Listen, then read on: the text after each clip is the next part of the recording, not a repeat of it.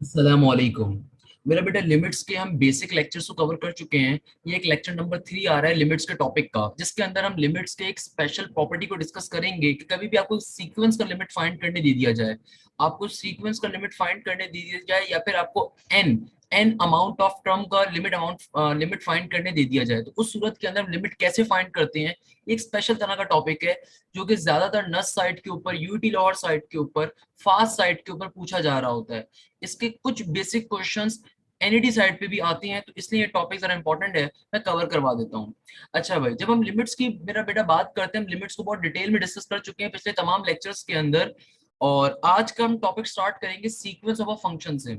सबसे पहले नंबर के ऊपर हमें बात मालूम होनी चाहिए कि सीक्वेंस ऑफ अ फंक्शन होता क्या है, यानी कि सबसे पहले हमें बात आइडिया होना चाहिए कि भाई फंक्शन की सीक्वेंस या किसी भी सीक्वेंस का फंक्शन कैसे डिटरमाइन होता है।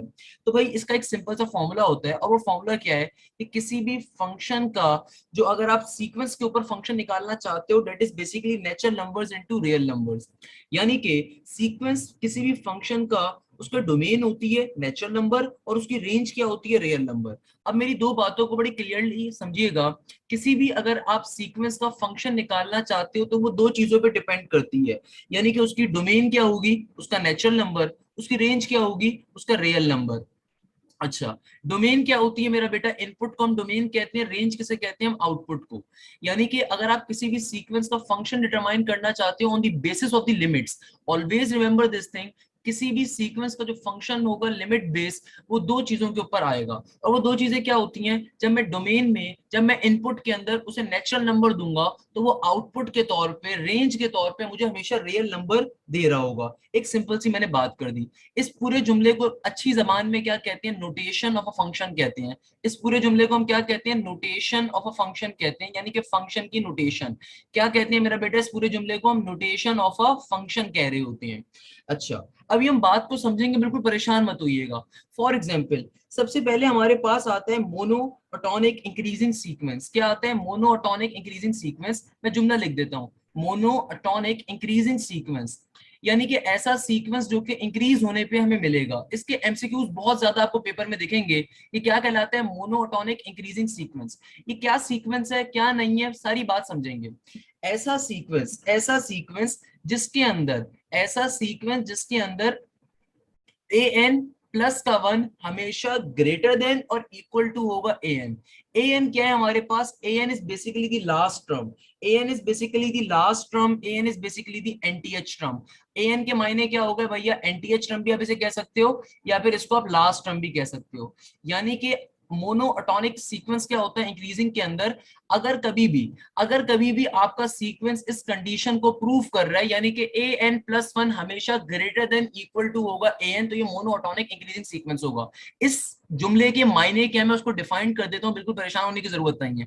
इसके मायने ये कि हर गुजरती टर्म अगर पिछली टर्म से, हर गुजरती टर्म अगर पिछली टर्म के या तो बराबर हो या उससे बड़ी हो, तो ये क्या कहलाता है, मोनोटोनिक इंक्रीजिंग सीक्वेंस कहलाता है। इसके ऊपर पास्ट पेपर के ऊपर क्वेश्चन कैसे आते हैं, मैं एक आध क्वेश्चन भी आपको दिखा देता हूं।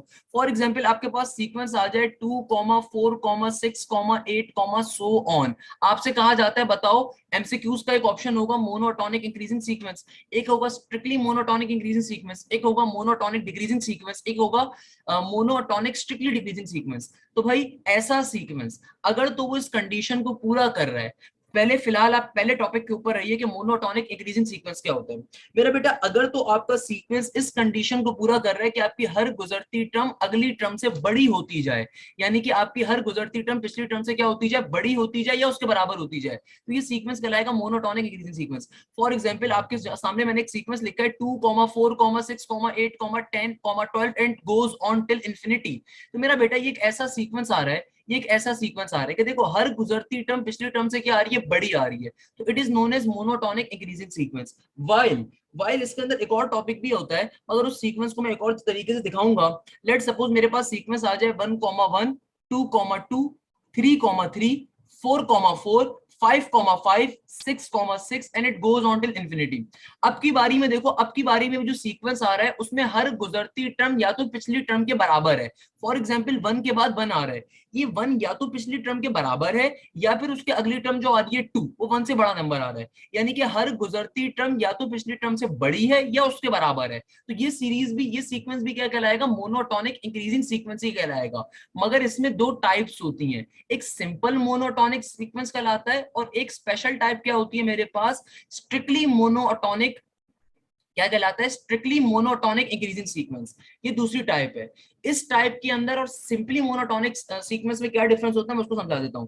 अगर तो आपकी सीक्वेंस हमेशा हमेशा हर गुजरती टर्म पिछली टर्म से क्या आ रही हो, बड़ी आ रही हो, अगर तो आपकी हर गुजरती टर्म पिछली टर्म से बड़ी आ रही होगी, तो ये क्या कहलाएगा, स्ट्रिक्टली मोनोटोनिक इंक्रीजिंग सीक्वेंस कहलाएगा। तो अगर मैं आपके सामने दो ऑप्शंस रख दूं, आपसे पूछूं कि बताओ इनमें से सिंपली मोनोटोनिक इंक्रीजिंग सीक्वेंस कौन सा है और स्ट्रिक्टली मोनोटोनिक इंक्रीजिंग सीक्वेंस कौन सा है, always remember this thing, strictly monotonic increasing sequence वो होता है जिसमें हर गुजरती टर्म हमेशा पिछली टर्म से बड़ी होगी, उसके बराबर नहीं हो सकती, हमेशा पिछली टर्म से क्या होगी, बड़ी होगी। तो इन दोनों सीक्वेंस में से कौन सा ऐसा सीक्वेंस इस प्रॉपर्टी को फॉलो कर रहा है, पहला वाला। तो स्ट्रिक्टली मोनोटोनिक इंक्रीजिंग सीक्वेंस कौन सा होगा, फर्स्ट वन होगा।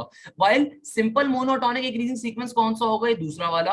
पहला वाला भी सिंपल मोनोटोनिक इंक्रीजिंग सीक्वेंस कहलाएगा, मगर उसका अच्छा नाम क्या होगा, स्ट्रिक्टली मोनोटोनिक इंक्रीजिंग सीक्वेंस, यानी कि हमेशा इंक्रीज ही करेगा, बराबर नहीं आ सकता। तो अभी तक मैंने क्या बात करी है, जल्दी से उसको समराइज कर देता हूं कि भाई सबसे पहला टॉपिक आज की क्लास में हम क्या पढ़ रहे हैं, मोनोटोनिक इंक्रीजिंग सीक्वेंस, यानी कि ऐसा सीक्वेंस जिसमें हर गुजरती टर्म पिछली टर्म के इधर बराबर हो या उससे बड़ी हो, पिछली टर्म से क्या हो, या तो उसके बराबर हो या उससे बड़ी हो, तो एक सीक्वेंस कैसा कहलाता है, मोनोटोनिक इंक्रीजिंग सीक्वेंस कहलाता है। अब इसमें दो केसेस होते हैं, एक कहलाता है सिंपली मोनोटोनिक इंक्रीजिंग सीक्वेंस और एक क्या कहलाता है, strictly monotonic increasing sequence.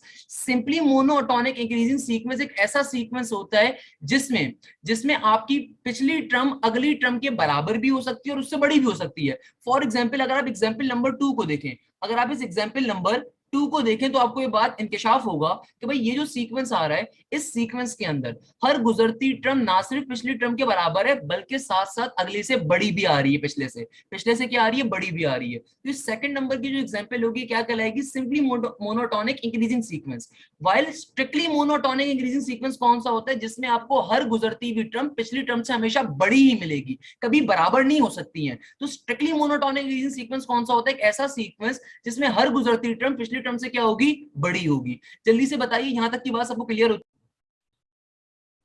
Now we are moving on monotonic decreasing sequence. सही है, अभी हमने मोनोटोनिक इंक्रीजिंग सीक्वेंस पढ़ लिया, अब हम किसके ऊपर मूव करेंगे मेरा बेटा, मोनोटोनिक डिक्रीजिंग सीक्वेंस के ऊपर। अपने पास लिख लीजिए, जब तक मैं यहाँ पे लिख रहा हूँ, मोनोटोनिक डिक्रीजिंग सीक्वेंस, यानी कि ये अब हमारे पास एक और तरह का टॉपिक आ रहा है। जाहिर सी बात है ये उसका वाइस वर्सा होगा, जो टॉपिक मैंने भी आपको पढ़ाया अगर वो आपको समझ में आ गया तो ये क्या होगा, उसका वाइस वर्सा होगा। किसका, monotonic decreasing sequence, increasing sequence का। ऑब्वियसली इस टॉपिक का नाम क्या है, मोनोटोनिक डिक्रीजिंग सीक्वेंस। भाई ऐसा सीक्वेंस जुमले को समझिए, अगर आपने मेरे जुमले को समझ लिया टॉपिक आपके लिए हलवा बन जाएगा।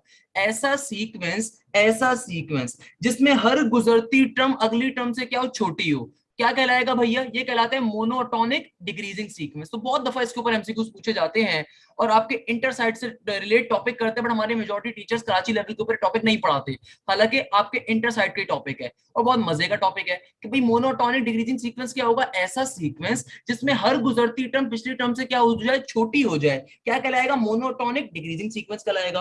बिल्कुल परेशान होने की जरूरत नहीं, मैं आपको समझाऊंगा। फॉर एग्जाम्पल आपके सामने एग्जाम्पल लिखता हूं, 1/2 comma 1/2 comma 1/3 comma 1/3 comma 1/4 comma 1/4 comma 1/5 comma 1/5 and it goes on till infinity. सही है। और एक और एग्जांपल भी लिख देता हूं, सिंपल 1/2 कॉमा 1/3 कॉमा 1/4। अब मेरी बात को बड़े गौर से समझिएगा कि मेरा बेटा, मैंने आपसे क्या कहा, ऐसा सीक्वेंस जिसमें हर गुजरती टर्म पिछली टर्म से क्या हो, छोटी हो या उसके बराबर हो, क्या कहलाएगा, मोनोटोनिक डिक्रीजिंग सीक्वेंस कहलाएगा।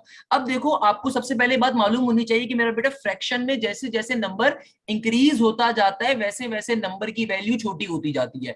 यानी कि 1/2 और 1/3 में से छोटी वैल्यू कौन सी है, 1/3 है। जैसे जैसे फ्रैक्शन के अंदर डिनोमिनेटर में वैल्यू इंक्रीज करते जाते हो वैसे वैसे तुम्हारी वैल्यू पॉइंट के अंदर डिक्रीज होती जाती है, छोटी होती जाती है। क्लियर है मेरा बेटा?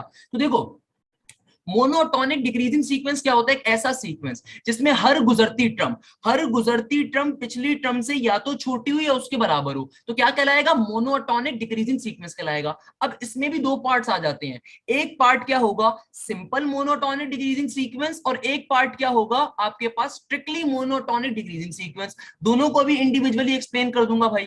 एक पार्ट क्या होगा, simply monotonic decreasing sequence, simply monotonic decreasing sequence, और एक पार्ट क्या होगा, स्ट्रिक्टली मोनोटोनिक डिक्रीजिंग सीक्वेंस। इन दोनों में डिफरेंस क्या है, आइए समझते हैं।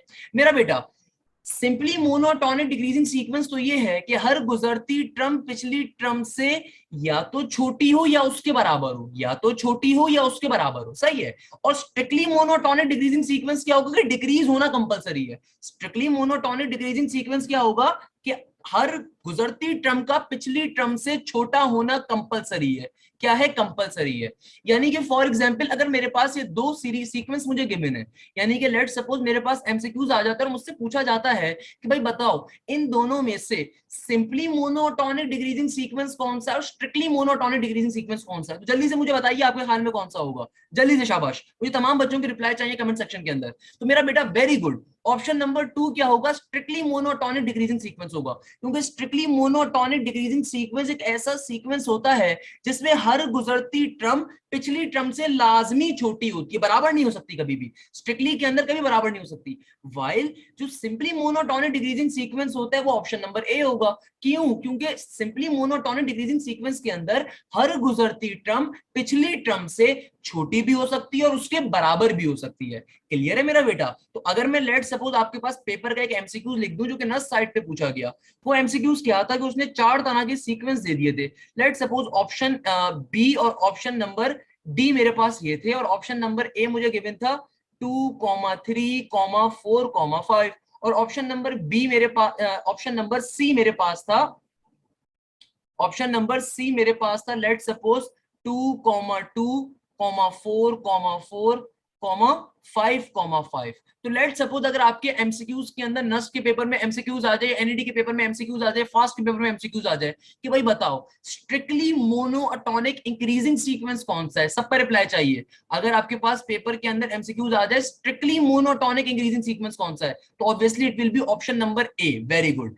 अगर आपके पास पेपर के अंदर क्वेश्चन आ जाए कि बताओ स्ट्रिक्टली मोनोटोनिक डिक्रीजिंग सीक्वेंस कौन सा है, तो ये कौन सा होगा, option number D. Very good मेरा बेटा, सही है। अगर आपके पास क्वेश्चन आ जाए पेपर के अंदर 4 सीक्वेंस गिवन, आपसे पूछा जाए कि बताओ सिंपल, ये सिर्फ ये लिखा हुआ आ जाए कि बताओ मोनोटोनिक डिक्रीजिंग सीक्वेंस कौन सा है, सिंपल क्या आ जाए, मोनोटोनिक डिक्रीजिंग सीक्वेंस। अब ऐसे केस के अंदर ऑप्शन बी भी करेक्ट आंसर हो सकता है, ऑप्शन डी भी करेक्ट आंसर हो सकता है। सही है। अगर आपसे सिंपल ये पूछ लिया जाए कि भाई बताओ मोनोटोनिक डिक्रीजिंग सीक्वेंस कौन सा है, सही है, तो इस केस में बी ऑप्शन भी आंसर हो सकता है, ऑप्शन डी भी आंसर हो सकता है। बट फिर यहां पे आपके पास दो ऑप्शंस मैच कर रहे हैं, तो बेस्ट ऑफ 2 के ऊपर जाओगे तो भाई ज्यादा अच्छा आंसर कौन सा होगा, ऑप्शन नंबर बी, क्योंकि ये सिंपल मोनोटोनिक डिक्रीजिंग सीक्वेंस कहलाएगा। वाइल अगर पेपर में आ जाए कि कि भाई बताओ मोनोटोनिक इंक्रीजिंग सीक्वेंस कौन सा है, तो ऑप्शन ए भी आंसर हो सकता है, ऑप्शन सी भी आंसर हो सकता है, मगर करेक्ट आंसर क्या होगा, वो आंसर जो कि परफेक्टली मैच करे, यानी कि सिंपल को डिनोट कर रहा है जब लिखा हुआ नहीं है स्ट्रिक्टली, तो भाई उस केस में क्या आंसर होगा, ऑप्शन नंबर सी होगा ऑब्वियसली। क्लियर है मेरा बेटा? किसी बच्चे को यहां तक कोई मसला, कोई परेशानी, कोई प्रॉब्लम, जल्दी से मुझे बता दो। अच्छा भाई, तो वापस स्टार्ट करते हैं मेरा बेटा। अब आपको कुछ बेसिक बातें मालूम होनी चाहिए, ऑल तो ये बातें मैं वक्तन टू वक्तन आपको बताता रहा हूं। एक इंपॉर्टेंट टॉपिक के ऊपर मूव कर रहे हैं। एक इस इंपॉर्टेंट टॉपिक को ऑल दो मैं वक्तन टू वक्तन आपको बताता रहा हूं, और ये इंपॉर्टेंट टॉपिक क्या चीज है कि भाई देखो, कभी भी आपके पास, कभी भी आपकी लिमिट अप्रोच कर रही हो इन्फिनिटी के ऊपर, और आपको वो लिमिट जो दी जा रही है वो किसी सीक्वेंस पे दी जा रही है। बहुत दफा सीक्वेंस के बजाय ए एन लिख दिया जाता है, बहुत दफा सीक्वेंस के बजाय क्या लिख दिया जाता है, ए एन। ए एन होता क्या है इसको समझ लीजिए मेरा बेटा, पहले भी इस लेक्चर में बता चुका हूँ। ए एन कहते हैं एनटीएच टर्म को। ए एन के मायने क्या है, सीक्वेंस की लास्ट टर्म, या फिर इसके एक और मायने क्या होंगे, जाहिर सी बात है लास्ट टर्म भी होते हैं। तो कभी भी आपको सिंपल ए एन दे दिया जाए, इसके दो मायने होते हैं, तो एनटीएच टर्म या फिर लास्ट टर्म। अब कभी भी आपकी लिमिट अप्रोच कर रही है इन्फिनिटी के ऊपर और आपसे कहा जा रहा है ए एन, तो मेरा बेटा इसके मायने क्या होते हैं, आपसे सीक्वेंस की लिमिट मांगी हुई है। इसके मायने क्या होते हैं, सीक्वेंस की लिमिट मांगी हुई है। ये बात आपसे कोई बताएगा नहीं, बड़ी बेसिक बात है, आपको मालूम होना चाहिए कि भाई कभी भी आपकी लिमिट अप्रोच करिए इन्फिनिटी के ऊपर, किसके ऊपर, ए एन के ऊपर। तो ए एन होता क्या है, एनटीएच टर्म या फिर लास्ट टर्म। इसके बेसिक मायने क्या है कि आपसे सीक्वेंस की लिमिट मांगी हुई है इन्फिनिटी पे। अब इसके दो केसेस होते हैं। पहला केस क्या होता है, कभी भी आपकी लिमिट अप्रोच कर रही है इन्फिनिटी के ऊपर, तो अगर तो ए एन की कोई ना कोई वैल्यू एग्जिस्ट करती है, अगर तो ए एन एग्जिस्ट करता है यानी कि ए एन की वैल्यू एग्जिस्ट कर रही है। अगर तो ए एन एग्जिस्ट कर रहा है इसका मतलब यानी कि लिमिट अप्रोच कर रही है इन्फिनिटी के ऊपर सीक्वेंस के ऊपर। तो अगर तो आपका ए एन क्या कर रहा है, एग्जिस्ट कर रहा है, उसकी वैल्यू एग्जिस्ट कर रही है, तो ऐसा सीक्वेंस क्या कहलाता है, कन्वर्जेंट सीक्वेंस कहलाता है। क्या कहलाता है मेरा बेटा, ऐसा सीक्वेंस क्या कहलाता है, कन्वर्जेंट सीक्वेंस कहलाता है। सही है भाई? और अगर आपकी लिमिट अप्रोच कर रही है इन्फिनिटी के ऊपर, किसके ऊपर, ए एन के ऊपर, यानी कि अगर आपकी सीक्वेंस की वैल्यू कोई एग्जिस्ट नहीं करती ए एन के ऊपर, यानी कि अगर आपके ए एन के ऊपर लिमिट अप्लाई हो रही है, लिमिट अप्रोच कर रही है इन्फिनिटी के ऊपर, उसकी कोई वैल्यू नहीं आती, कोई उसकी वैल्यू फाइंड नहीं हो पाती, तो उसका मतलब क्या है, आपका सीक्वेंस कैसा है, डाइवर्जेंट है। इसका मतलब आपका सीक्वेंस कैसा है, डाइवर्जेंट है। तो ये कुछ बातें आपको मालूम होनी चाहिए, ऑल्दो ये बातें मैंने आपको पहले भी बताई हुई हैं, अब दोबारा रिपीट कर देता हूं, ताकि अगर कोई बच्चा फर्स्ट टाइम ये लेक्चर देख रहा है तो उसके लिए आसानी हो जाए कि भाई आपकी कभी भी सीक्वेंस के ऊपर लिमिट अप्रोच करिए इन्फिनिटी के ऊपर, तो क्या कहलाएगा, लिमिट ऑफ द सीक्वेंस कहलाएगा। सेकंड नंबर के ऊपर, आपकी सीक्वेंस की अगर तो कोई वैल्यू एग्जिस्ट कर रही है लिमिट अप्लाई करने के ऊपर, तो सीक्वेंस क्या होता है, कन्वर्जेंट, और अगर वैल्यू एग्जिस्ट नहीं करती तो ऐसा सीक्वेंस कहलाता है डाइवर्जेंट। अब देखिए नस साइड के ऊपर, एनडी साइड के ऊपर, इनफैक्ट ये इंटर साइड का एक क्वेश्चन है जो कि नस साइड पे भी बहुत पूछा जाता है, फास्ट साइड पे भी बहुत पूछा जाता है, एनडी साइड पे बहुत ऐसे क्वेश्चन आते हैं कि आपको एक ऐसा क्वेश्चन दे दिया, आपसे कहा जाएगा बताओ इसकी लिमिट क्या है। आपको एक क्वेश्चन दे दिया, आपसे क्वेश्चन क्या कहेगा, बताओ इसकी लिमिट क्या है। अब ऐसे क्वेश्चन को सॉल्व कैसे करेंगे, देखो सबसे पहले नंबर के ऊपर फिगर आउट करो कि आपको सीक्वेंस गिवन है, आपको ए एन गिवन है, ए एन के मायने क्या होगा, सीक्वेंस गिवन है, और उस सीक्वेंस की लास्ट टर्म की वैल्यू क्या है, 2n + 1 डिवाइडेड बाय 1 माइनस का 3n। तो भाई देखो मैंने आपको कॉन्सेप्ट क्या दिया, कभी भी आपके पास ए एन लिखा हुआ आ रहा है इसका मतलब क्या, सीक्वेंस है। तो भाई सीक्वेंस के ऊपर हम कौन सी लिमिट अप्लाई करेंगे, सिंपल तरीके से हम लिमिट अप्रोचेस टू इन्फिनिटी को अप्लाई कर देंगे, हम लिमिट अप्रोचेस टू इन्फिनिटी को अप्लाई कर देंगे ए एन के ऊपर। क्लियर है? और फिर चेक करेंगे इसकी आया वैल्यू आती है नहीं आती। अगर तो वैल्यू आएगी तो मेरा आंसर होगा, और ऐसा सीक्वेंस क्या कहलाएगा, कन्वर्जेंट सीक्वेंस कहलाएगा। और अगर आंसर नहीं आता, डज नॉट एग्जिस्ट आता है, इन्फिनिटी आता है, तो उसका मतलब क्या होगा कि डाइवर्जेंट सीक्वेंस है। क्लियर है भाई? तो इस क्वेश्चन को सॉल्व कैसे करेंगे, हमने सिंपल तरीके से, हमें ए एन की वैल्यू गिवन है, हमें मालूम है कि लिमिट कभी भी ए एन के ऊपर अप्लाई हो रही है तो कैसे अप्लाई होती है, अप्रोचेस टू इन्फिनिटी पे अप्लाई होती है। तो हम ए एन की जगह पे ए एन की वैल्यू डाल देते हैं, तो क्या बन जाएगा, limit n approaches to infinity. N की वैल्यू क्या है मेरा बेटा, ये वैल्यू है 2n + 1 डिवाइडेड बाय 1 माइनस का 3n। अब इस क्वेश्चन को मुझे सॉल्व करना है। देखो मेरी लिमिट अप्रोच कहां पे कर रही है, इन्फिनिटी पे। सबसे पहले नंबर के ऊपर यहाँ पे आप क्या काम करो, यहाँ से आप ऊपर से भी n कॉमन ले लो, नीचे से भी n कॉमन ले लो, ताकि मैं यहाँ पे बेसिक अपना कॉन्सेप्ट यूज कर सकूं। मैंने क्या कहा, ऊपर से भी n कॉमन ले लो, नीचे से भी n कॉमन ले लो, ताकि थोड़ा सिंप्लीफिकेशन हो जाए। अगर मैं directly n approaches to infinity apply कर दूंगा तो मेरे लिए पॉसिबल नहीं रहेगा, क्वेश्चन का आंसर 0 बन जाएगा, डज नॉट एग्जिस्ट बन जाएगा। तो अभी हम पहले क्या करेंगे, ऊपर से भी n कॉमन ले लेते हैं। तो ऊपर से अगर मैं n कॉमन ले लूंगा तो 2 के पास n मौजूद है, 2 से मैंने n कॉमन ले लिया। अब देखो 1 के पास n नहीं है, बट अगर मैं 1 से भी n कॉमन लेना चाहता हूं तो वो उसके डिवीजन में चला जाएगा। सेम गोस फॉर हियर, यहाँ पे क्या आ रहा है 1 माइनस का 3n, मैं यहाँ से भी n कॉमन ले लेता हूँ। तो इससे फायदा क्या होगा कि भाई 1 से मैंने जब n कॉमन लूंगा तो उसके डिवीजन में n आ जाएगा, क्योंकि इस 1 के पास n की वैल्यू तो नहीं थी। तो मैंने जब इस 1 से n कॉमन लिया, तभी भी आप किसी भी टर्म से कोई टर्म कॉमन लेते हैं, अगर वो टर्म उसमें उसमें एग्जिस्ट नहीं करती तो उसके डिवीजन में आ जाती है वो टर्म, सही है। और माइनस के 3n से जब मैं n कॉमन लूंगा तो सिंपल तरीके से यहाँ पे माइनस का 3 आ जाएगा, इस n से n क्या हो गया, कट गया। अब सिंपल तरीके से मेरा क्वेश्चन क्या बचा, मेरा क्वेश्चन बचा limit n approaches to infinity 2 plus का 1 डिवाइडेड बाय n, और इसके नीचे डिवीजन में क्या आ रहा है, 1 डिवाइडेड बाय n माइनस का 3। अब फाइनली जब मैं अपनी लिमिट्स को अप्लाई करवाऊंगा, तो मेरा बेटा ये क्या बन जाएगा, ये बन जाएगा 2 प्लस का 1 डिवाइडेड बाय 0, और होल डिवाइड में नीचे क्या आ जाएगा, ये आ जाएगा 1 डिवाइडेड बाय 0, क्योंकि लिमिट की वैल्यू क्या होती है मेरा बेटा, लिमिट की वैल्यू होती है सिंपल 1 बाय 0 होती है, सही है ना।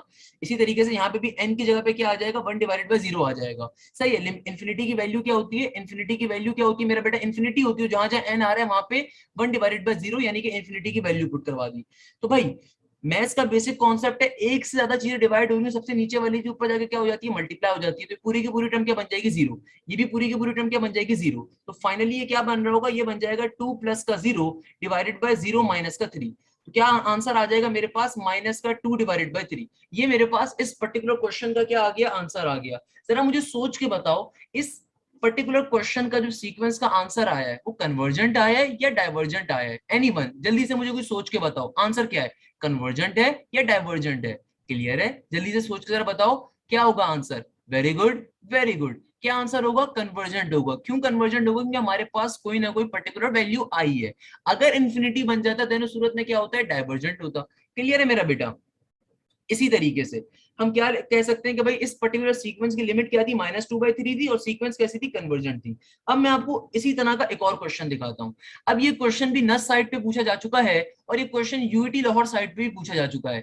एनईडी साइड पे ऐसा क्वेश्चन नहीं आया, इसका एक पार्ट आया था एनईडी साइड के ऊपर। एनईडी साइड पे ऑल्दो ऐसा क्वेश्चन तो नहीं आया, मगर इसका एक पार्ट आया था। क्वेश्चन बड़ा सिंपल सा था, क्वेश्चन आया find the limit of the sequence. Question क्या आया, नस साइड के ऊपर, यूईटी साइड के ऊपर इस तरह का कहा गया find the limit of the sequence. ये क्वेश्चन आया find the limit of the sequence, और जो क्वेश्चन लिखा हुआ है वो क्वेश्चन क्या लिखा हुआ था, वो क्वेश्चन लिखा हुआ था 1.2 डिवाइडेड बाय 3.4, कॉमा आगे लिखा हुआ है 3.4 डिवाइडेड बाय 5.6, आगे लिखा हुआ है 5.6 डिवाइडेड बाय 7.8। ये क्वेश्चन आया था, इस तरीके से इन्फिनिटी तक जा रहा है। जल्दी से पहले इस क्वेश्चन को थोड़ा सा एनालाइज करो, सोचो एग्जामिनर कहना है क्या चाह रहा है। ये सिंपल सा क्वेश्चन आया था, find the limit of the sequence. ये क्वेश्चन आया था हमारे पास, और हमसे कहा गया कि भाई बताओ इस सीक्वेंस की लिमिट क्या होगी, सीक्वेंस का इस सीक्वेंस के ऊपर जब लिमिट अप्लाई करेंगे, इस सीक्वेंस की लिमिट के ऊपर इसका आंसर क्या होगा। ये क्वेश्चन आया था नस साइड, यूईटी साइड के ऊपर। एनईडी साइड के ऊपर सिर्फ एक सीक्वेंस गिवन थी, ये यहाँ पे 4 सीक्वेंसेस गिवन है। मैंने थोड़ी सी शॉर्ट ट्रिक वैसे आपको बता दी है क्या कॉन्सेप्ट है। बहरहाल जल्दी से क्वेश्चन को सोचो और मुझे बताओ क्वेश्चन आपसे क्या कह रहा है, जल्दी से सोचो। तो भाई मैंने आपको एक क्वेश्चन दिया था सॉल्व करने के लिए, बेटा इसका आंसर फाइंड करना था। जब ये क्वेश्चन नस्ट या यूईटी साइड पे आया था, आपको इसका इसका आंसर फाइंड करना है। आपके पास ऑप्शंस में 4-5 ऑप्शंस गिवन होंगे। एक ऑप्शन इसका गिवन था 1, एक ऑप्शन इसका गिवन था 2, एक ऑप्शन इसका गिवन था 3, एक ऑप्शन इसका गिवन था 4। इन चारों में से कोई एक इसका आंसर है। अब ये आंसर कैसे फाइंड करेंगे, the main question is this कि आंसर कैसे फाइंड करना है। तो भाई देखो, अगर आप इस सीक्वेंस को देखो तो आपके सामने एक बड़ा चौड़ा सा सीक्वेंस गिवन है, सही है। मगर इस सीक्वेंस की खास बात है, क्या खास बात है, अगर आप थोड़ा सा अपना जहन लगाओ तो आपके सामने जो सीक्वेंस गिवन है आपने सब पढ़ा हुआ है बेटा, आपको सीक्वेंस सीरीज वगैरह पूरा मैंने पढ़ाया हुआ है, सही। अब आपको इस सीक्वेंस की लिमिट निकालनी है। और से देखो, अगर मैं खाली पहले इस सीक्वेंस को कंसीडर करता हूं जो ये वाले नंबर्स हैं, तो मेरे पास यहाँ से एक पहला सीक्वेंस बन सकता है, क्योंकि मुझे बेसिकली इस पूरे सीक्वेंस का ओवरऑल क्या चाहिए, इसके ऊपर सीक्वेंस का आंसर पहले निकालना है, इसकी nth टर्म निकालनी है, देन उस पर लिमिट अप्लाई करनी है। सबसे पहले मैं वो क्वेश्चन सॉल्व करने का चलो तरीका बता देता हूँ कि भाई इस क्वेश्चन को सॉल्व करने का तरीका क्या है, कि आप सबसे पहले इस कंप्लीट सीक्वेंस को सिंप्लीफाई करोगे। सिंप्लीफाई करने के बाद जो nth टर्म आएगी यानी कि an आएगा, उसके ऊपर लिमिट को अप्लाई करोगे। जब लिमिट को अप्लाई करोगे तो फाइनली आपके पास 4 ऑप्शंस में से कोई एक ऑप्शन आ रहा होगा। अब सॉल्व कैसे करोगे, अब सॉल्व अगर आप करने के ऊपर जाओ डायरेक्टली, तो डायरेक्टली सॉल्व करना इसको थोड़ा सा मुश्किल हो जाएगा। क्यों मुश्किल हो जाएगा, मेरा बेटा अगर चारों को एक साथ सॉल्व करके लेके चलोगे तो आपके पास सिंपली ये एपी का जो सीक्वेंस अभी आपको दिख रहा है ये सिंपल एपी नहीं रहेगा, फिर एक डिफिकल्ट टर्म बन जाएगी। उस डिफिकल्ट टर्म की एनटीएच टर्म या एएन टर्म या लास्ट टर्म निकालना या लास्ट टर्म का फॉर्मूला डिटरमाइन करना आपके लिए बहुत टफ हो जाएगा, और जब तक आपके पास फॉर्मुला नहीं आएगा या an की वैल्यू नहीं आएगी, अब लिमिट अप्लाई नहीं कर सकते। Simple is that. मैंने तभी आपको लास्ट क्वेश्चन दिखाया कि हमने किस तरीके से एक सिंपल an के क्वेश्चन के ऊपर लिमिट अप्लाई करी थी।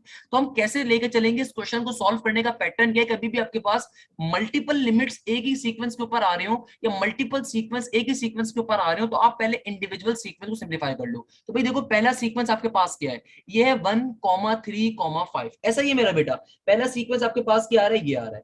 अब गौर से देखो ये जो सीक्वेंस आपके पास आ रहा है ये कैसा सीक्वेंस है, ये आ रहा है 1,3,5 और ये जो सीक्वेंस आ रहा है ये इन्फिनिटी तक जा रहा है। ऐसा ही है भाई, ये सीक्वेंस कहां तक जा रहा है, ये सीक्वेंस इन्फिनिटी तक जा रहा है। तो अगर तो मैं आपसे पूछूं कि भाई मुझे बताओ ये सीक्वेंस आपके पास कन्वर्जेंट होगा डाइवर्जेंट होगा, सो आपका क्या जवाब होगा, एनीवन जल्दी से मुझे बताओ। इस सीक्वेंस के अंदर आप क्या सोचोगे कि आपके पास ये जो सीक्वेंस आ रहा है 1,3,5 it is going towards the infinity, तो आप इसकी वैल्यू फाइंड डिटरमाइन नहीं कर सकते। क्यों नहीं कर सकते, क्योंकि इंफिनिटी तक जा रहा है, आपको लास्ट टर्म नहीं पता। तो ऐसा सीक्वेंस क्या होगा, ये सीक्वेंस होगा डाइवर्जेंट का। क्यों ये सीक्वेंस डाइवर्जेंट का होगा, क्योंकि मेरा बेटा इंफिनिटी तक की वैल्यू आ रही है, आपको लास्ट टर्म नहीं मालूम। जब नहीं मालूम तो ये सीक्वेंस क्या होगा, डाइवर्जेंट सीक्वेंस होगा। बहरहाल ये मैंने एक एक्स्ट्रा बात आपको बताई है, इसकी अगर मुझे एंड टर्म निकालनी है तो कैसे निकालूंगा, मुझे साफ दिख रहा है सीक्वेंस एपी का आ रहा है, क्योंकि दोनों जो मेरे पास टर्म्स आ रही है इनमें कॉमन डिफरेंस सेम मुझे दिख रहा है। तो हमें मालूम है, हमें क्या मालूम है कि भैया कभी भी एपी का सीक्वेंस हो तो उसके अंदर हमारे पास जनरल टर्म का फॉर्मूला क्या होता है, TN is equal to A plus का n-1 इंटू डी। ऐसे ही है मेरा बेटा। तो अगर मैं यहाँ पे सिंपल तरीके से फर्स्ट टर्म की वैल्यू क्या आ रही है, 1 आ रही है, फर्स्ट टर्म की वैल्यू क्या है 1 और n मुझे अगेन नहीं मालूम n क्या होगा, तो d की वैल्यू क्या होगी, कॉमन डिफरेंस मेरा 2 होगा। तो सिंपल तरीके से क्या बन जाएगा, ये बन जाएगा 1 का 1 एज इट इज प्लस का 2n माइनस का 2, तो 2n माइनस का 2, तो एक में से 2 चला जाएगा तो एक बचेगा।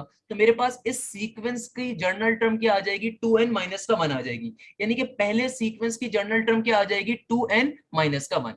सेकंड नंबर के ऊपर सेकंड सीक्वेंस देखिएगा। देखिए ये क्वेश्चन मुश्किल नहीं है, खुदा रहा इसको मुश्किल मत समझे, आहिस्ता आहिस्ता समझे। मैं दोबारा एक बार रिपीट भी करूंगा, आपके लिए आसानी हो जाएगी। अब देखो दूसरा सीक्वेंस, दूसरा सीक्वेंस ये वाला है 2 4 6 and it goes on till infinity. दूसरा सीक्वेंस कौन सा आ रहा है, 2 4 6 and it is going towards the infinity.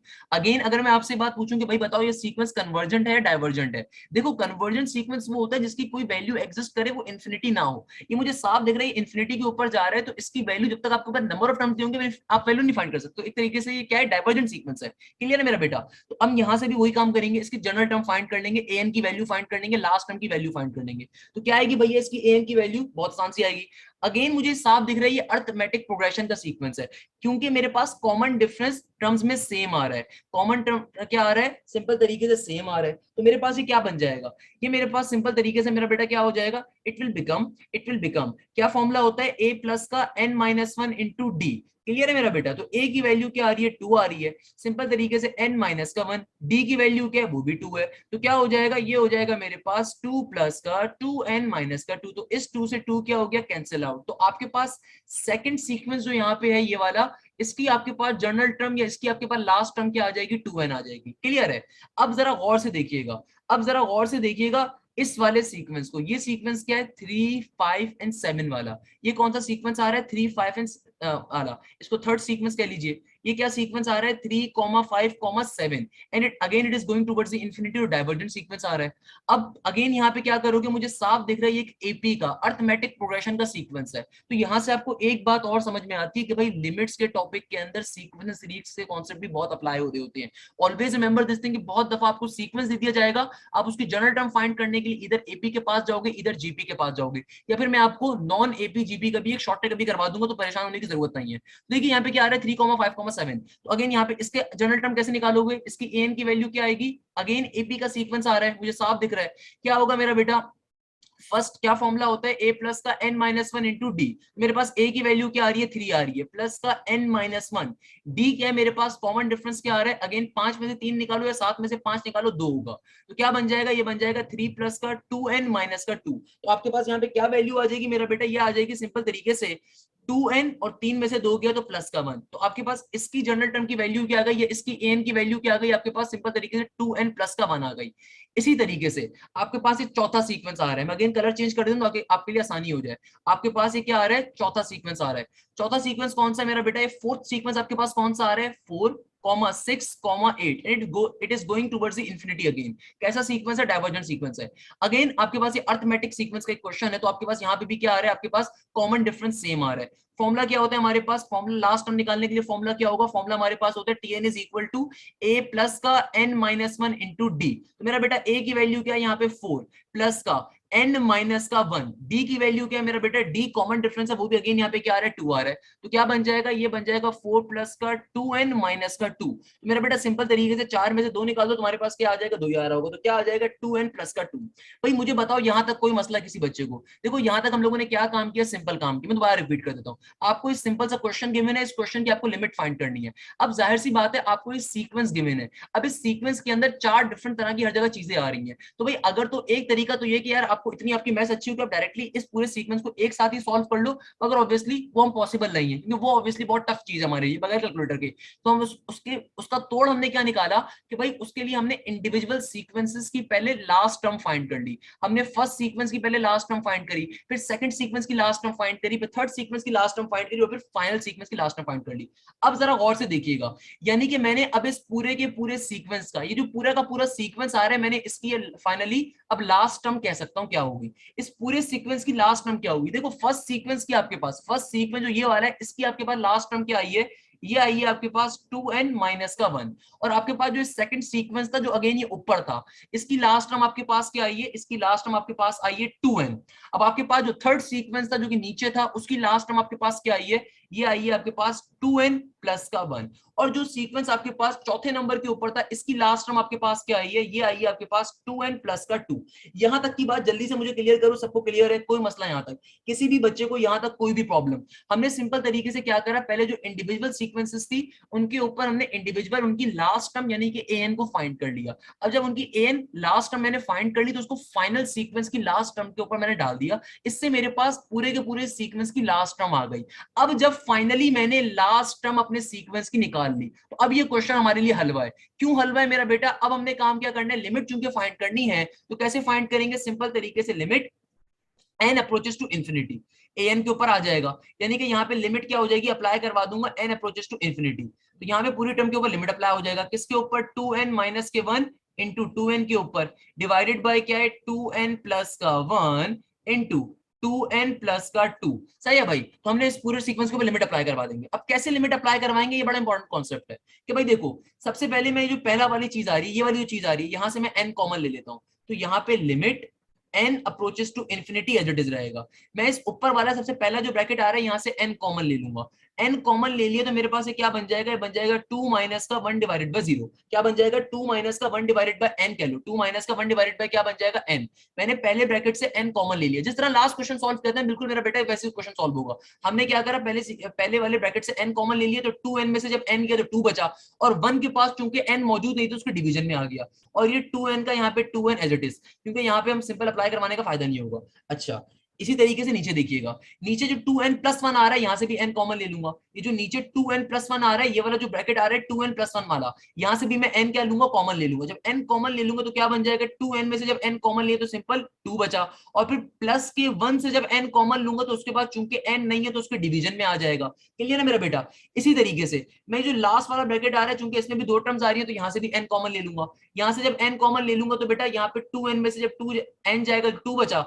और फिर क्या हो जाएगा? प्लस का 2 divided by n as it is. अब और से देखिएगा, इस n से ये वाला n कट जाएगा। हम लोगों ने सिंपल तरीके से क्या करा, इस n से ये वाला n क्या हो जाएगा? कैंसिल आउट, और इस वाले n से ये वाला n क्या हो जाएगा? Cancel out. तो फाइनली ये क्वेश्चन क्या बन रहा होगा?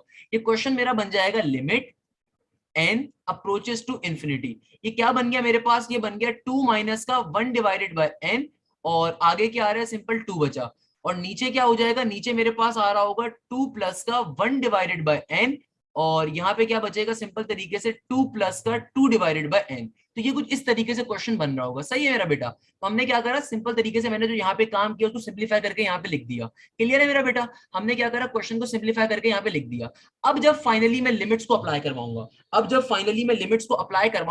तो गौर से देखिएगा, जहां जहां n आ रहा है वहां पे क्या आ जाएगा? इंफिनिटी आ जाएगा। इंफिनिटी का मतलब क्या? 1 डिवाइडेड बाय 0। तो ये वाली पूरी टर्म भी कैंसिल आउट हो जाएगी, ये वाली पूरी टर्म भी कैंसिल आउट हो जाएगी, ये वाली पूरी टर्म भी कैंसिल आउट हो जाएगी। तो सिंपल ये क्या बन जाएगा? 2 क्या बन जाएगा? सिंपल 2 इंटू टू, और नीचे भी क्या आ जाएगा, सिंपल 2 इंटू टू। तो क्या हो गया, ऊपर भी बन गया 2 2 और 4, और नीचे भी 4 आ जाएगा, तो तमाम की तमाम टर्म कैंसिल आउट हो जाएगी। तो फाइनल आंसर क्या आ रहा होगा, 1 आ रहा होगा। इस क्वेश्चन का फाइनल आंसर क्या होगा, इस पूरे सीक्वेंस के ऊपर लिमिट अप्लाई करने में फाइनल आंसर क्या आ रहा होगा, 1 आ रहा होगा। कैसे सॉल्व किया, दोबारा सुन लीजिए कि भाई देखिए, पहले मैं इसको जल्दी से क्लियर कर देता हूं कि भाई यहाँ पे हम लोगों ने इसको जब लिमिट अप्लाई कर दी, तो उसके बाद फाइनल लिमिट को अप्लाई करवा रहा हूँ। तो जहां जहां एन आ रहा है वहां पे एन की वैल्यू क्या आ जाएगी, इन्फिनिटी। इन्फिनिटी के मायने क्या होते हैं, 1/0। तो इधर भी एन की जगह पे 1/0 आ जाएगा, इधर भी एन की जगह पे 1/0 आ जाएगा, इधर भी एन की जगह 1/0 आ जाएगा। कभी भी किसी भी टर्म के डिवीजन में अगर 1/0 आ रहा हो, तो ऊपर वाले टर्म को जाके 0 से मल्टीप्लाई हो जाएगी, खत्म हो जाएगी वो टर्म। ये टर्म भी खत्म हो जाएगी, ये टर्म भी खत्म हो जाएगी। सिंपल, ऊपर भी क्या बचा, 2 इंटू टू बचा, और नीचे भी क्या बचा, 2 इंटू टू बचा। तो आपके पास आंसर क्या आ जाएगा, सिंपल तरीके से 4/4 यानी कि 1। क्वेश्चन को दोबारा क्लियर एक बार कर देता हूं कि भाई क्वेश्चन में आपको सीक्वेंस गिवन था, आपसे कहा जा रहा था इसका लिमिट फाइंड करनी है। कैसे लिमिट फाइंड करेंगे, देखो अगर तो डायरेक्टली लिमिट फाइंड करने के ऊपर जाओगे तो आपके लिए बहुत टफ बन जाएगा। तो हमने क्या करा, हमें साफ दिख रहा था कि भाई ये चूंकि सिमिलर नंबर्स आ रहे हैं आगे पीछे, तो हमने उनको इंडिविजुअल सीक्वेंसेस में ब्रेक करके हर सीक्वेंस की इंडिविजुअल हम लोगों ने पहले लास्ट टर्म फाइंड कर ली। हर सीक्वेंस की पहले इंडिविजुअल लास्ट टर्म फाइंड कर ली। उसके बाद जो भी ये क्वेश्चन बना, हमने क्या कहा, हमने कहा कि देखो हमने इंडिविजुअल लास्ट टर्म फाइंड करने के बाद ओवरऑल टोटल सीक्वेंस की लास्ट टर्म में उसको डाल दिया, क्योंकि भाई वो हर सीक्वेंस की जो लास्ट टर्म आई थी उसको हर सीक्वेंस की जगह पे रख दिया। तो हमारे पास यहाँ से इस तरीके से क्या आ गया, हमारे पास ओवरऑल सीक्वेंस की लास्ट टर्म मिल गई। और जब ओवरऑल सीक्वेंस की लास्ट टर्म मिल गई, फिर जो काम हमने किया वो तो बहुत ही ईजी है कि हमने सिंपल तरीके से लिमिट को अप्लाई कर दिया। और चूंकि हमारी लिमिट इन्फिनिटी के ऊपर अप्रोच करेगी लास्ट टर्म के ऊपर, तो हमारे पास सिंपल तरीके से आंसर क्या आ गया, 1 के बराबर आ गया। अब जल्दी से तमाम बच्चे कमेंट सेक्शन में बताओ कि क्वेश्चन क्लियर है, किसी बच्चे को इस क्वेश्चन में कोई भी मसला, कोई भी परेशानी, कोई भी प्रॉब्लम। मेरा बेटा, इसकी एक बच्चे का क्वेश्चन आया, सर 2/n कैसे कैंसिल आउट हुआ। मेरा बेटा देखो, आपके पास यहाँ पे क्या बन रहा है, 2/n। अगर तुम n की वैल्यू डाल दो यहाँ पे, तो n की वैल्यू क्या होगी मेरा बेटा, ये होगी 1/0, है ना भाई। तो क्या बन जाएगा, ये बन जाएगा 2/1/0। मैथ्स का बेसिक कॉन्सेप्ट है, एक साथ चीज डिवाइड हो रही है, सबसे नीचे वैल्यू पे मल्टीप्लाई होगी तो 0, ये ऊपर जाकर 2 से मल्टीप्लाई होगा तो पूरी की पूरी टर्म क्या हो जाएगी, कैंसिल आउट। तो कभी भी अगर डिवीजन में n आ रहा हो, हमने क्यों n कॉमन लिया, मैं क्यों नीचे n लेकर आया, उसके पीछे रीजन यही है भाई, मैं n क्यों कॉमन ले रहा हूँ यहाँ पे। उसके पीछे रीजन यही कि ताकि मैं लिमिट को अप्लाई करवा के खत्म कर सकूं। जब मैंने n लिमिट को अप्लाई करवाया, तो उससे फायदा क्या हुआ, जो अननेसेसरी टर्म्स है सारी की सारी क्या हो गई, कैंसिल आउट हो गई। मेरा बेटा क्लियर है मेरा बच्चा, आप सबको ये बात। तो भाई अब जरा एक और टॉपिक पे मूव करेंगे, एक और चीज को समझेंगे।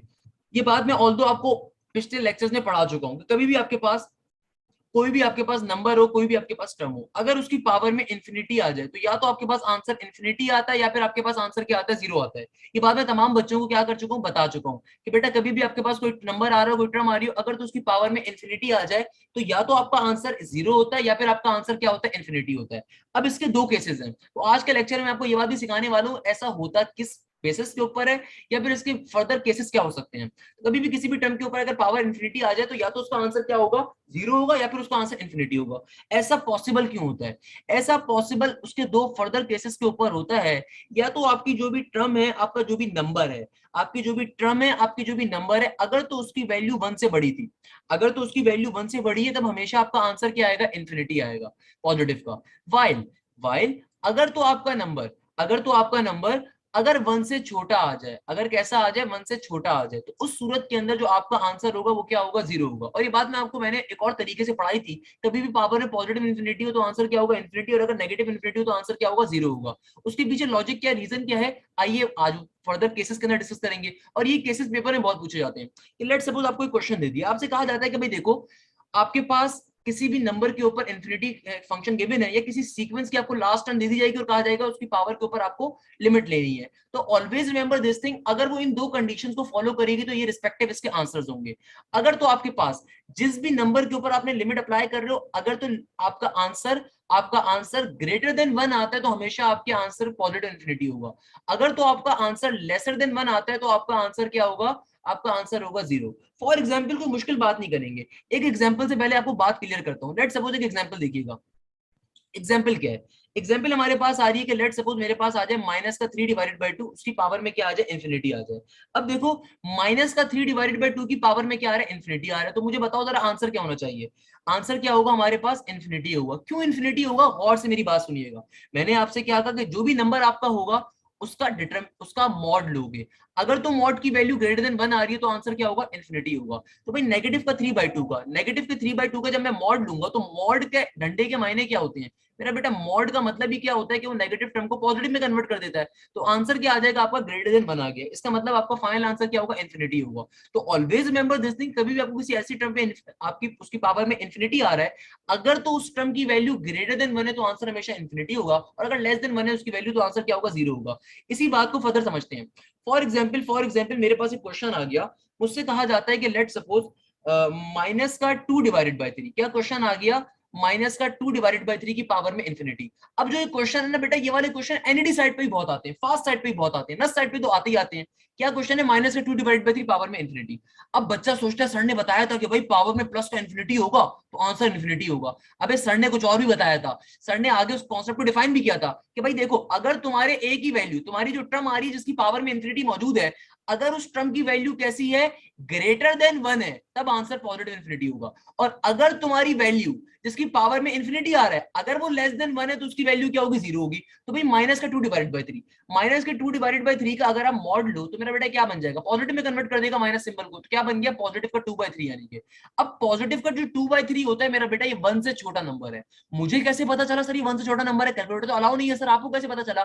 भाई देखो, ऑलवेज रिमेंबर दिस थिंग, कभी भी आपके पास अगर नीचे वाली वैल्यू ऊपर वाली वैल्यू से बड़ी है, यानी कि कभी भी डिनोमिनेटर की वैल्यू अगर ऊपर वाली वैल्यू से बड़ी है, तो हमेशा आपका जो आंसर होगा पॉइंट्स के अंदर होगा। तो इसका मतलब यहाँ पे क्या आएगा, 0 आएगा। इसका मतलब यहाँ पे क्या आएगा, 0 आएगा। क्लियर है मेरा बेटा यहाँ तक की बात, वेरी गुड। एक और क्वेश्चन देखते हैं। अब मैं आपको एक प्रॉपर क्वेश्चन करवाता हूँ। फॉर एग्जाम्पल ये क्वेश्चन फास्ट साइड पे भी आ चुका है, ना साइड पे भी आ चुका है। क्वेश्चन क्या है, क्वेश्चन मुझसे कहता है n is equal to minus का 3 होल पावर में गिवन है n माइनस का 1। कहता है इस क्वेश्चन को सॉल्व करो। देखो ये क्वेश्चन सिंपल पास्ट पेपर से लिया गया, बड़ा बेहतरीन क्वेश्चन है, ऑल तो बड़ा बेसिक है। आपसे कह रहे हैं कि an की वैल्यू क्या आ रही है, माइनस का 3 होल पावर में n-1। देखो मैंने आपसे क्या कहा, कभी भी आपको an गिवन यानी कि लास्ट टर्म गिवन है, आपको सिंपल तरीके से क्या हो जाएगा, limit n approaches to infinity apply कर दोगे। तो यहाँ पे क्या बन जाएगा, इधर आपके पास सिंपल तरीके से आ जाएगा माइनस का 3 यानी कि होल पावर में n-1। अब जब मैं लिमिट्स को अप्लाई करवाऊंगा तो लिमिट्स क्या हो जाएंगे मेरे पास, लिमिट सिंपल तरीके से ऑब्वियसली हो जाएंगी इन्फिनिटी माइनस का 1। इन्फिनिटी माइनस का 1 ऑब्वियसली इन्फिनिटी एक तरीके से कह रहा है, तो भाई माइनस का 3 की पावर में क्या आ रहा है, इन्फिनिटी आ रहा है। सबसे पहले चेक करो जिस टर्म की पावर में इन्फिनिटी आ रहा है, क्या उसका मॉडुलस लेने के ऊपर आपको आंसर 1 से बड़ा मिलेगा, 1 से छोटा मिलेगा। जाहिर सी बात है, जब मैं -3 का मॉड लूंगा तो आंसर क्या मिलेगा, प्लस का 3। तो ये 3 कैसा नंबर है, 1 से बड़ा नंबर है। तो इस क्वेश्चन का फाइनल आंसर क्या होगा, पॉजिटिव का इन्फिनिटी होगा। क्लियर है, क्लियर है मेरा बेटा, क्लियर है भाई। यहां तक किसी बच्चे को कोई मसला, इस तरह के टॉपिक के अंदर किसी बच्चे को कोई मसला, ये बात सबको क्लियर है। अब किसी बच्चे को इसमें कोई मसला, मुझे सबसे रिप्लाई चाहिए। Very good. तो ये बात मैं बहुत दफा बता चुका हूं, दोबारा रिपीट कर देता हूं कि भाई कभी भी लिमिट ऑफ अ सीक्वेंस अगर एग्जिस्ट नहीं करती होगी तो सीक्वेंस कैसी होती है, डाइवर्जेंट होती है। सारी बातें मैं बहुत दफा billions and billions of times अब आपको रिपीट कर चुका हूं। तमाम स्टूडेंट्स रिप्लाई कर दो, किसी भी बच्चे को यहाँ तक कोई मसला, शाबाश जल्दी से। अब हम अपने बेटा एक और टॉपिक को स्टार्ट करें, उस टॉपिक का नाम क्या है, इनफिनाइट सीक्वेंस या सीरीज। कन्वर्जेंट भी हो सकती है या डाइवर्जेंट भी हो सकती है, इसका हम फैसला कैसे करेंगे। यानी कि कभी भी मेरे पास इनफिनाइट सीक्वेंस या सीरीज आ रही हो, अब आया वो कन्वर्जेंट होगी या डाइवर्जेंट होगी, इसका फैसला कैसे किया जाएगा, इसका फैसला आप दो चीजों पे करोगे। अगर तो आपको इनफिनाइट सीक्वेंस या सीरीज गिवन है, आपको अगर तो इनफिनाइट सीक्वेंस या सीरीज गिवन है, वो या तो कन्वर्जेंट होगी या क्या होगी, डाइवर्जेंट होगी। इस बात का फैसला आप दो चीजों पे करोगे, या तो आपके सीक्वेंस या सीरीज जीपी के अंदर है या नॉन जीपी है।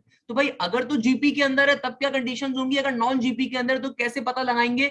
ये बातें बड़ी इंपॉर्टेंट है, ये वाले क्वेश्चंस पेपर में बहुत पूछे जाते हैं कि आपको एक इनफिनाइट सीक्वेंस सीरीज दे दी जाएगी और आपसे कहा जाएगा कि बताओ वो इधर कन्वर्जेंट है या इधर वो डाइवर्जेंट है। अब ये कैसे पता लगाएंगे, आप दो चीजों को भी फैसला करोगे। आप चेक करोगे आया तो वो आपके पास जो सीक्वेंस या सीरीज गिवन है वो ज्योमेट्रिक प्रोग्रेशन के अंदर है या नॉन ज्योमेट्रिक प्रोग्रेशन के ऊपर है।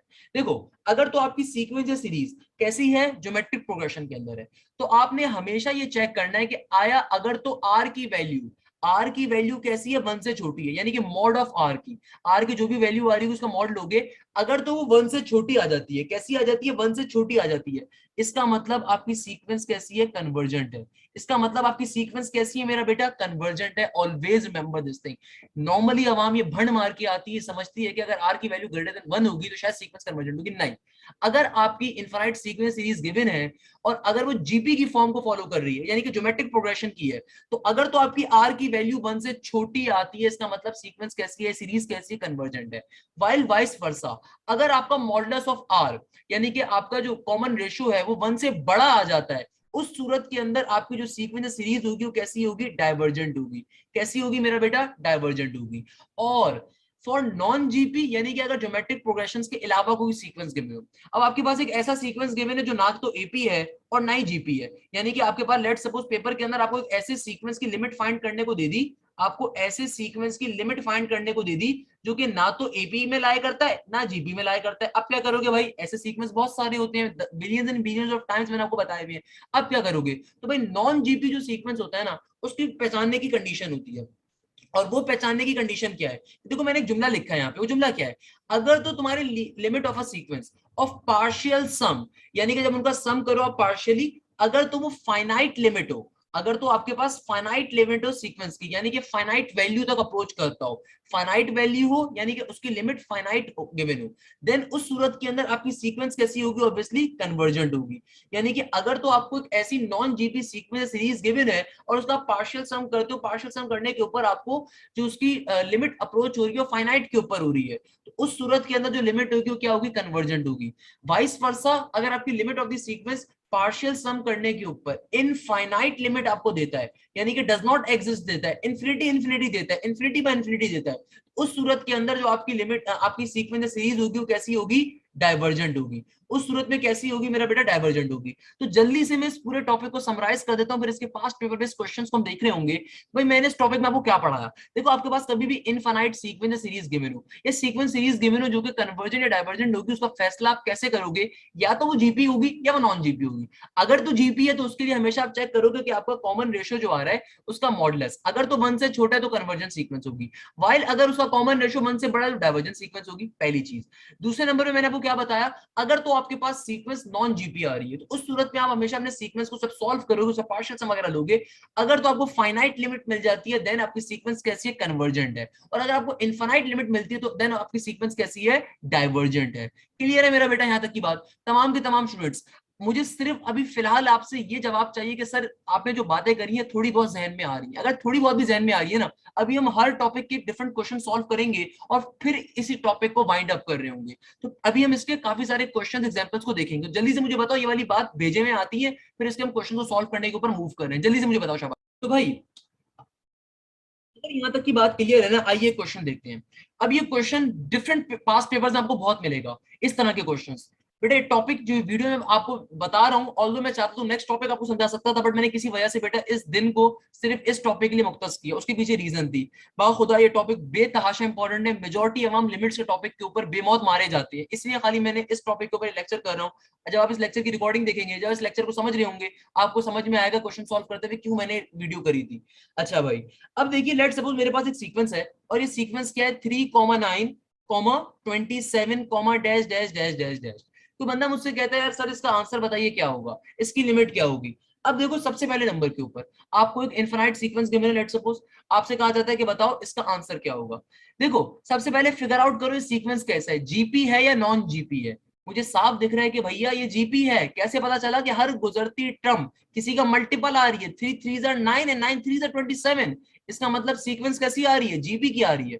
तो मैंने आपसे क्या कहा, कभी भी सीक्वेंस जीपी की होगी तो क्या करोगे भैया, सिंपल तरीके से कॉमन रेशियो चेक कर लो। कॉमन रेशियो क्या कैसे निकालते हैं, second term divide by first term, तो क्या आ जाएगा 9 डिवाइडेड बाय 3 क्या हो जाएगा, सिंपल तरीके से ऑब्वियसली इट विल बी 3। तो यानी कि आपके पास कॉमन रेशियो क्या आ गया, 3 आ गया। अब खुद बताओ इस कॉमन रेशियो का अगर मैं मॉडुलस लूं तो मॉडुलस की वैल्यू कैसी आएगी, 1 से बड़ी आ रही है, कैसी आ रही है, 1 से बड़ी आ रही है, छोटी आ रही है। जल्दी से सोच के बताओ आपकी जो आर की वैल्यू आ रही है कैसी आ रही है, 1 से बड़ी आ रही है, छोटी आ रही है, मुझे साफ दिख रहा है 1 से बड़ी है। तो मेरा ये सीक्वेंस कैसा सीक्वेंस कहलाएगा, ये सीक्वेंस कहलाएगा डाइवर्जेंट सीक्वेंस कहलाएगा। यानी कि कभी भी अगर आपका कॉमन रेशियो 1 से बड़ा होता है तो सीक्वेंस कैसा होता है कि आपके पास पर्टिकुलर ये सीक्वेंस किसका होगा, डाइवर्जेंट का होगा। एक और क्वेश्चन जो बहुत से बच्चों के जहन में आ सकता है और आ भी रहा है कि सर क्वेश्चन देख के कैसे पता चलेगा क्वेश्चन लिमिट्स का है सीक्वेंस एंड सीरीज का है। मेरा बेटा क्वेश्चन में आपसे कहा जाएगा कि भाई लिमिट फाइंड करनी है, या आपसे कहा जाएगा आपको उसकी जनरल टर्म फाइंड करनी है। It's quite obvious. यानी कि लेट्स सपोज इस क्वेश्चन में आपसे चार ऑप्शंस गिवन होंगे, convergent, divergent, neither convergent not divergent, या स्ट्रिक्टली कन्वर्जेंट, इस तरह का कुछ भी। तो भाई आपके पास ऑप्शंस आपको बता रहे होंगे, क्वेश्चन आपको बता रहा होगा आपके पास लिमिट्स का क्वेश्चन है, नहीं है। क्लियर है मेरा बेटा? सही है। तो इस क्वेश्चन का आंसर क्या होगा, डाइवर्जेंट होगा। इसी तरीके से अगर मैं आपको कोई और क्वेश्चन दे दूं, लेट सपोज आपके पास एक क्वेश्चन आ गया और वो क्वेश्चन क्या है, वन माइनस का हाफ, और अगेन ये पास्ट पेपर से क्वेश्चन आपको करवा रहा हूं, वन माइनस का हाफ प्लस का one divided by four minus का वन डिवाइडेड बाय एट। तो सोच के बताओ भाई इस क्वेश्चन का आंसर क्या होगा। अब जल्दी से मुझे तमाम बच्चों से कमेंट सेक्शन में रिप्लाई चाहिए। तो तमाम बच्चे जो रिकॉर्डिंग भी देखेंगे, भाई मुझे आपसे भी कमेंट सेक्शन में रिप्लाई चाहिए, काइंडली इसका रिप्लाई करिएगा और मुझे बताएं कि इस सीक्वेंस की ये सीक्वेंस कन्वर्जेंट है, डाइवर्जेंट है, नीदर कन्वर्जेंट नॉट डाइवर्जेंट है। तीसरा केस में भी पढ़ाऊंगा कि neither convergent not divergent GP में कब होता है। जल्दी से सोच के जवाब दो क्या है ये। सिंपल तरीके से अब जो मैंने आपको क्वेश्चन करवाया, अगेन ये नर्स साइड से लिया गया एक बड़ा बेहतरीन क्वेश्चन है। एनईडी साइड पे भी ऐसे क्वेश्चन पूछे जाते हैं, तो इसलिए मैं टॉपिक एनईडी साइड के बच्चों को भी रिकमेंड करता हूं, तो लाजमी करें भाई। अब देखो इस क्वेश्चन के अंदर खास बात क्या आ रही है, इस क्वेश्चन में खास बात यह है कि मेरा बेटा आपको सिंपल तरीके से एक सीक्वेंस गिवन है। सबसे पहले फिगर आउट करो जीपी है भी या नहीं है। कैसे फिगर आउट करोगे भाई, आर की वैल्यू निकाल लो, कॉमन रेशियो। तो भाई मुझे साफ दिख रहा है कि माइनस का वन डिवाइड, कॉमन रेशियो कैसे निकालते हैं, second term divide by first. तो माइनस का हाफ डिवाइड बाय वन क्या हो जाएगा, obviously it will be r is equal to negative का हाफ आ जाएगा। यहाँ पे भी ऐसे ही मैं चेक कर लेता हूँ कि आर की वैल्यू क्या आ जाएगी, one divided by four divided by negative का हाफ। तो ऑब्वियसली क्या बन जाएगा, सबसे वाली टर्म ऊपर जाके मल्टीप्लाई हो जाएगी, तो क्या बन जाएगी अगेन यहाँ पे भी नेगेटिव का हाफ ही आ रहा होगा। तो मैंने आपसे क्या कहा, अगर तो सीक्वेंस जीपी में आ रहा है, अगर तो आपका सीक्वेंस किस में आ रहा है मेरा बेटा, जीपी में आ रहा है, सिंपल तरीके से उसका मॉडुलस निकाल के चेक करो। अगर तो आपका मॉडुलस ग्रेटर देन वन आ रहा है तो डाइवर्जेंट सीक्वेंस है, अगर लेस देन वन आ रहा है तो क्या होगा, कन्वर्जेंट होगा। अब जरा गौर से सोचिएगा कि भाई इसका जो आपके पास, जब मैं इसका मॉडुलस लूंगा तो इसका मॉडुलस क्या हो जाएगा, नेगेटिव का हाफ। नेगेटिव का हाफ का मॉड क्या होगा, पॉजिटिव का हाफ आ जाएगा। यानी कि आपकी आर की वैल्यू कैसी आ रही है, वन से बड़ी आ रही है, वन से छोटी आ रही है। मेरा बेटा आपकी आर की वैल्यू आ रही है वन से छोटी, यानी कि आपका मॉडुलस ऑफ आर कैसा आ रहा है, वन से छोटा। इसका मतलब ये सीरीज कैसी होगी, कन्वर्जेंट होगी। इसका मतलब ये सीरीज कैसी होगी, कन्वर्जेंट होगी। क्लियर है मेरा बेटा यहां तक की बात। इसका मतलब ये सीरीज कैसी होगी, सीक्वेंस कैसे होगा, सीरीज कैसी होगी, कन्वर्जेंट होगी। अच्छा एक और चीज ध्यान में रखिएगा, अगर तो आर की वैल्यू वन से बड़ी होती है तो सीक्वेंस, यानी कि मॉडुलस ऑफ आर अगर वन से बड़ा होता है तो सीक्वेंस कैसा होता है मेरा बेटा, डाइवर्जेंट होता है। ये बात बता चुका हूं। अगर मॉडुलस ऑफ आर आपके पास वन से बड़ा होता है तो सीक्वेंस डाइवर्जेंट होता है, और वन से छोटा होने पे क्या होता है, कन्वर्जेंट होता है। और अगर वन होगा तो क्या होगा, तो ये एमसीक्यू भी बहुत दफा पूछा जा चुका है कि सिंपल, ये एमसीक्यू एक दफा पूछा गया था पेपर के अंदर कि बताओ अगर आपकी सीक्वेंस के अंदर आर की वैल्यू एक्जैक्टली वन आ जाए तब सीक्वेंस कैसा होगा। तो मेरा बेटा it is neither convergent neither divergent. क्या कहा मैंने, अगर आपके आर की वैल्यू एक्जैक्टली वन आ जाए तो ना तो वो नीदर कन्वर्जेंट होता है नॉर फिर डाइवर्जेंट होता है। अगर आपके आर की वैल्यू कॉमन रेशियो का मॉडुलस एक्जैक्टली वन आ जाए तब वो नीदर सीक्वेंस होता है, यानी कि ना तो वो कन्वर्जेंट में काउंट होगा ना वो डाइवर्जेंट में काउंट होगा। Remember these three points. Clear है मेरा बेटा? क्या कहा, अगर आपके मॉडुलस ऑफ आर की, अगर आपकी इनफिनाइट ज्योमेट्रिक सीक्वेंस आ रही है और उसके अंदर आपका modulus of r greater than one आता है तो सीक्वेंस कैसी होगी, डाइवर्जेंट। लेस देन वन आता है तो सीक्वेंस कैसी होगी, कन्वर्जेंट। और अगर इक्वल टू वन आ जाता है आपका मॉडुलस ऑफ आर तब नीदर फॉर्म होती है, ना तो कन्वर्जेंट होता है ना डाइवर्जेंट होता है। यहां तक की बात क्लियर है? तो फिर एक नॉन जीपी की एग्जांपल भी करवा देता हूं, और इसी बात पे बस लेक्चर को एंड कर रहे होंगे इस क्वेश्चन के ऊपर।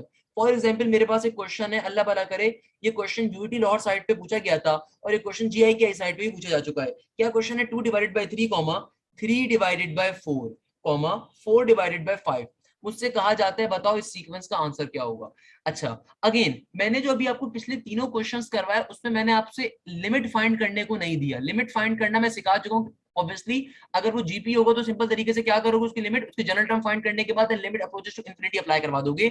मैं वो क्वेश्चंस, उस तरह के क्वेश्चन सॉल्व करवा चुका हूं। सिमिलरली अगर ये क्वेश्चन इसकी भी लिमिट फाइंड करने आ जाए तो लिमिट फाइंड करना इसकी भी बड़ी आसान है कि भाई ऊपर वाली सीक्वेंस का अलग आप जनरल टर्म निकाल लो, नीचे वाली का जनरल टर्म निकाल लो, कंबाइन फॉर्म में करने के बाद simple limit approaches to infinity apply करवा देना, सिंपल तरीके से आपकी लिमिट आ जाएगी, जिस तरह मैंने भी आपको पहले क्वेश्चंस करवाए थे। मैं खाली आपको कन्वर्जेंट या डाइवर्जेंट का कॉन्सेप्ट भी यहाँ पे देना चाह रहा हूँ, वरना लिमिट कैसे अप्लाई करवानी है वो तो आई होप अब इन तमाम लेक्चर्स के बाद आपको वैसे ही क्लियर होगा।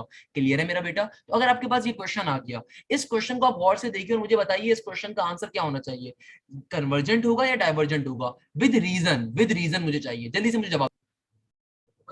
मेरे पास जो रिप्लाई है उनमें मेजोरिटी बच्चों का रिप्लाई आया डाइवर्जेंट सीक्वेंस है। तो जिन तमाम बच्चों ने रिप्लाई करा इस वीडियो को स्टॉप करके या रिप्लाई करा मुझे इस वीडियो को देख के कि सर आपके पास डाइवर्जेंट आ रहा है, तो भाई इसका करेक्ट आंसर डाइवर्जेंट ही होगा।